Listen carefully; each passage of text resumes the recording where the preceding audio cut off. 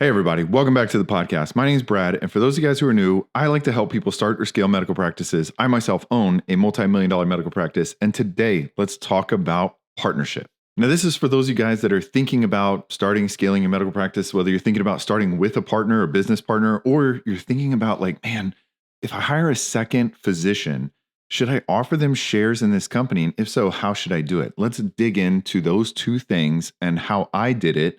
But of course, you can do it differently, but this is my advice to you. All right, first off, the story of my practice, when I started out, I was so nervous that I couldn't do this because I didn't have a mentor, that there were two other doctors that I was going to start up with, a girl and a guy.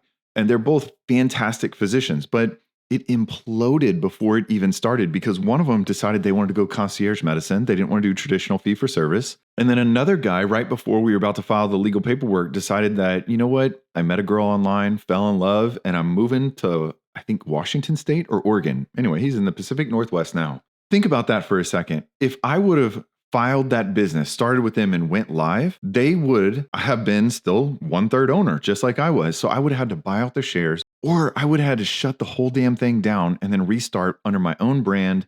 And then it gets kind of tricky. I'm like, well, technically, what am I using? Using things they paid for? Am I buying out their like office furniture? What are we doing here? It was a blessing in disguise. And honestly, the best thing came from my lawyer then, Jim Kelso, who I absolutely love. If you need a lawyer for starting up your practice here in Texas, Jim Kelso was my dude. He's amazing in every single way. Based out of San Antonio, just fantastic guy. But he actually gave me the advice. He said, Brad, I don't know, man. As your lawyer, I just think this is a horrible idea, starting a practice with two other primary care docs that you really don't know one of them that well. Yes, the other one was your roommate, but man, I just don't think this is going to end well for you. And that right there gave me pause. And we started talking about like the vision and these long-term things, because before that, I'll be honest, we weren't really talking about the vision. The vision was basically like, let's just build this thing. And I think that's so generic. It's almost like, yeah, let's go on vacation. Well, wait a minute. Are we going skiing? Are we going somewhere warm? Like, are we doing like super rustic? Are we doing like 5-star resort where you're just going to lay on the beach all day and people are going to bring you stuff? There's so many things that like directions that could go, and all of them are the right answer for you and what you desire. But we all three had totally different desires. So when Jim brought this up to us, it really raised a good question of like, where do we want this to go? So I sat down and I was like, hey, this is where I envision it go. I want to do fee for service, grow the hell out of it. I want a huge organization. And I want to, let's be real, make money off of other people who work for me, because I'm taking the risk and I'm creating the foundation and other things. I'm not exploiting them, but at the same time, like, I'm making money for them seeing patients because of all the hard work I did to start it up. Well, the other doc, the female, she was like, no, I don't want that. I don't want that stress. I just want to go concierge. Like, I just want maximum amount of income from day one.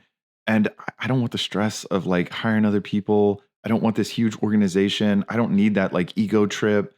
I just want me super micro practice. Red flag right there. We're not on the same page, right? Then the other guy was like, well, what do you want to do? And he's like, well, I want to focus more on integrative medicine. I want to focus on cooking classes. I want to do those kind of things, which is what he's doing now. And he's absolutely killing it. And I love it that like they're both doing their great thing. And we're all three doing exactly what we wanted to do. But us being business partners would have been an absolute disaster. So before you go down this road, if you have a business partner, sit down and think, where do we align on our vision? I only have one business partner right now. I own the majority. She owns a very minority share. But she is amazing. So why did I let her buy in while no other clinician, no other person has any ownership or potential ownership in my practice in the future? Well, when it was just me in one location, I was maxed out. I posted on Facebook group. There's a Baylor group because I graduated from the Baylor, medical school, Baylor residency program. I posted on there and I said, hey, I'm killing it here. I'm so busy. Does anyone want to come and join me? And this lady, Gail joined me after she messaged me and replied to it and was like, hey, I'm in Dallas. I'm willing to drive down to Austin. Let's have a talk. We had one dinner together. And I think at that dinner, we spent like maybe 3 or 4 hours talking about things. And I'd like open book, man. I was like opening QuickBooks. I was like, this is what it is. I was so excited. I drove her, showed the location. And here I am like proud as can be. I'm like, this is my baby. Look at how amazing it is. And she's like, scratching her head. She's like, Brad, you got 2 exam rooms and one of these is the surgeon. So like, what the hell are we doing here? Like, we're going to share one exam room most days. And then when the surgeon's not here, we have 2 exam rooms. And I was like, hell yeah, we're going to do that. But it didn't scare her off. I started talking about my vision. Look, I want to buy a bigger place. I want to move here. I want to grow. I want to do X, Y, and Z. And at the end of that meeting, she was so on board with it. Again, I like to say she's my yin to my yang, is that I'm more the dreamer, the big picture kind of guy. I'm very extroverted. She's very introverted. She's very detail oriented. I'm like, we'll figure out those details later. Like, let's just get like another location and then we'll figure out the standard operating procedure a little bit later. For every strength I have, I feel like she's got the weakness and vice versa. And it works out well as a business partner. And the other thing that she's ride or die in all this is she literally, after that one meeting, went right back up to Dallas, told her husband, this is it, quit her job, sold her house, moved down here. And that was it. She was all in. And I'm big on rewarding the early believers. And she was an early believer in it. She shared the vision. We had the same vision, but different strengths and weaknesses going forward. That's what you need in a partner. So sit down. I mean, this is like a marriage. It is like a financial marriage on paper. You are co-owning a business together. You're going to share tax returns to some degree, the K1s and whatnot. It is a relationship. And in that relationship, you need to date them, quote unquote, appropriately. And you need to make sure you know what are your morals? Where do you see this going in the future? Like, how are we going to work as business partners here?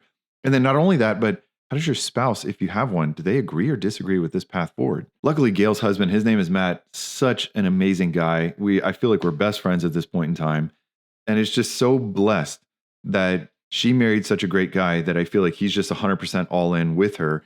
And my wife, same thing, 100% all in, that in this partnership, it worked out for us. But think about that. That's the type of partnership that you need when you're going to go forward. Because even when I talked to Gail about convincing her to start up this MSO, like many things in life, it starts small and then it blows up from there. I was like, at the very beginning, I was like, yeah, Gail, we might spend like $150,000 like going down this road. I don't know. We could just light 150 grand on fire. But I think it's going to go one way or the other. It's going to either be insanely massive, or we're going to be like, yeah, that was a huge waste of money. And without skipping a beat, like we went through kind of my pro forma, my business plan. And she was like, all right, I'm all in. Let's do it.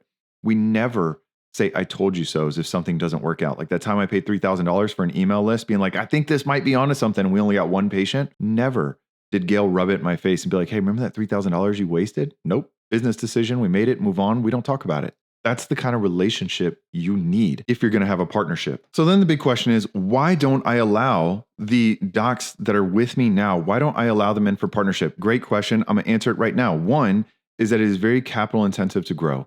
We have Gail and I combined spent probably over $1 million in 2025 to grow and expand our practice. That means for almost half the year, I didn't personally take home any income while we were just putting everything towards growth. Imagine if I had the other docs that were on board on that. How many docs could you seriously get together in a room and be like, all right, guys, for the next 5 months, all 5 of us are not taking an income. Cool. All right, we're going to grow the hell out of this. Great. See you later. That's not going to happen. There's docs that are going to be like, I want a new Porsche, or I got a new house, or I'm having a new baby, or whatever, a million things, right? Your personal finance is personal. Not only that, but then if you're a large group, if you're a huge, rheumatology group, and you've got like 7 people all throwing in their opinion, if you don't have a great voting share on how to move forward, that can fracture the clinic, that can fracture the organization. You got to all agree on it. And it's just so much simpler when there's a smaller lead organization at the top. That's what I'm all about for at least my personal clinic. Now, I give them ownership in other ways, right? I give them ownership of like, okay, you may not have shares in the company, but you can create SOPs. You can create your own flow. You can create these things in like the clinic to make it yours. You can put up artwork. I'll pay for that. You can basically make this quote unquote your baby, and you can feel like that's your location, but no, I own it. All right. I own it on paper because at this point, I've spent millions of dollars to start and scale and grow the hell out of this practice. You can do whatever you want to do, but bringing in another business partner just complicates things, because if you want to then divest, if they want to sell out, okay, now you got to get a fair market valuation. You're going to pay at least $20,000 to $50,000, depending on how big your clinic is, to value that practice. And then how are you going to buy them out? Are you going to basically take out a loan? Are you going to cash flow it? Are you going to do seller financing? Basically, it just gets so messy. It is truly like a divorce. So before you bring on any partnership with anyone, I would really think about this. If you are going to get a partnership, I always like to delegate to who's deciding what. There are things that I am totally in control of, and there's other stuff that Gail's totally in control of. We have a very clear, defined voting structure. So at the very beginning, it was $5,000. So if we needed to spend $5,000, we had to both agree on something to move forward. Now that's moved up to $25,000 that I don't necessarily need her approval, and she doesn't need my approval to buy anything as long as it's under $25,000 for the practice. But our bylaws are we're changing how the practice is operating as it grows to have very clear, defined structures on, okay, what are you going to write off as a business expense? Are you writing off your car? Are you writing off other things like your cell phone and whatnot? And how are you going to itemize that? Also, think about your culture. I think that we align very big on culture, and that the patients, the workers, they come first. I mean, the workers, I think, come before the patients because you got to take care of yourself. It's almost like that airplane analogy. You got to put on your own oxygen mask. We are very big in trying to treat our employees, clinicians, MAs, front desk extremely well. And that's why my front desk has been with us almost 6 years. Actually, I think 6 years at this point in time, when my practice has only existed 7.5 years. That is very rare. The practical red flags that I will give you is if somebody wants equity before they provide any work, even if they're bringing in a quote unquote patient panel, to me, that's a red flag. Unless it's a massive patient panel that they're bringing in and you have nothing, that's a red flag. If they're avoiding specifics and they're living in the vibe, they're living in the, we'll figure it out. I don't know. I'm a good guy. I'm a good girl. No, red flag. The whole point of the agreement between Gail and I is not like to agree on how things are going to go great. It's how do we agree if I want to buy $100,000 thing? Like if I want to do this MSO, I need to sit down and get buy-in for her. I can't just be like, yeah, I bought that lawyer and screw you. I don't care if you agree with it, but I'm doing that. If there's like a trust me energy with no documentation, that's a problem. If there's also a bad mouthing prior partners, employees, zero accountability, that's a problem. Part of being a business owner is just extreme ownership. No, the buck stops with you. You take complete ownership. If somebody screws up, someone creates a problem, yeah, okay, that's my fault that I didn't create a good standard operating procedure, that I didn't hire them better. I didn't train the person who hired them appropriately. But at the same time, you don't hold it against them. Like if somebody's constantly like, bringing up the past, well, 12 years ago, like this would have been a major success if it wasn't for that. Yeah, whatever, dude. All right, you can bring it up once, but like if it's a constant like theme of this like name blaming other people, no. Good CEOs, good owners may state why something went wrong, but you take extreme ownership of that. And there's no victim complex here. You move on. You may say why the market, macro, or microeconomics are difficult right now, but you move forward. You get a plan, you move forward. If they can't talk about money cleanly, clearly, that's a red flag. If they feel like they need to win every conversation and out-talk you, huge red flag. And if there's inconsistent follow-through, if they're very flaky, huge red flag. Really think twice because a bad business partner is almost like a bad marriage. It'll make your life so miserable. But a good marriage, a good partner, a good business partner is going to just supercharge the hell out of your growth. Remember, partnerships don't fail because people are evil. They fail because expectations are never written down or they weren't clearly discussed. So my standard is now very simple. Prove value, define decision rights, and then maybe you can earn equity over time if that's a possibility for my practice in the future. Right now, that is not because we are so hell-bent on growth mode.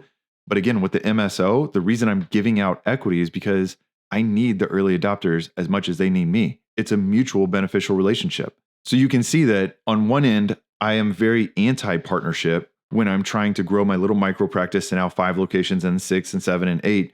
But to scale an MSO from 60 to 100 to 1,000, I got to give out partnership because I need amazing partners like you guys listening along to help me and all of us make a lot of money and have autonomy over our future. Thank you guys so much for following along. I'll see you guys on the next one. If you want me to consult with you, I will leave a link below.